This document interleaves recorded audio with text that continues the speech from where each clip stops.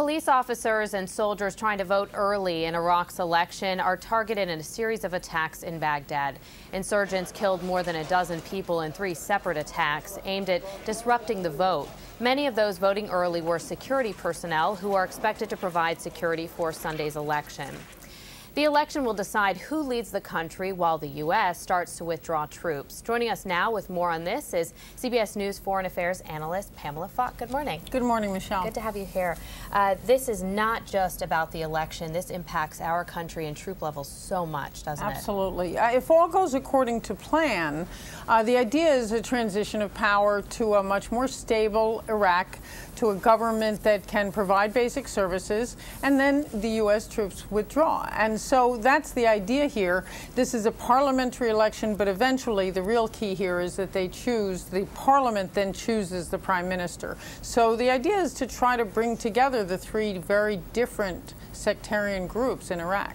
These groups are it's very splintered, the country. Yes. And so explain to us at this point, who's looking like they're going to win. Win. Well, there's 6,000 candidates, which is pretty amazing. How could you possibly even know? What does the ballot look like? With 300 seats in the parliament. Now, they've formed into basically 5 different coalitions. And the problem with the coalitions is that the problem with Iraq generally is that it's basically Shia majority, Sunni minority, and then there's Kurdish population and tribal populations.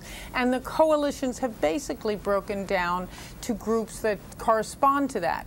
So it may very well be that the groups that win exclude the other groups. In other words, there's been a very nasty, I'd have to call it, campaign against the Ba'aths, which was the former Saddam Hussein party, by the Shiites.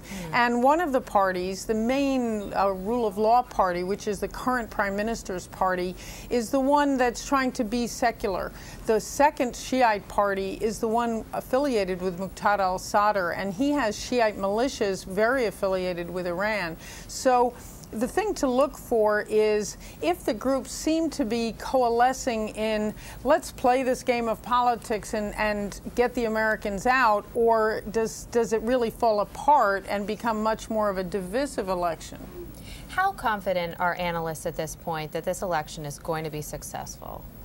No one knows. I mean, that's the interesting part, because it can either come together because the Sunni coalitions have included some Shias. The Shia coalition, and particularly the one of Nouri al-Maliki, they had this what they called de-Baathification, which was the removal of some of the candidates that had ties to Saddam Hussein.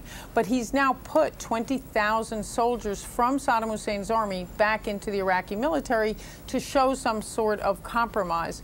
If that all comes together and then the plan goes forward, U.S. troops are supposed to be out by September, the vast majority, and then all troops except for advisory troops by the end of 2010.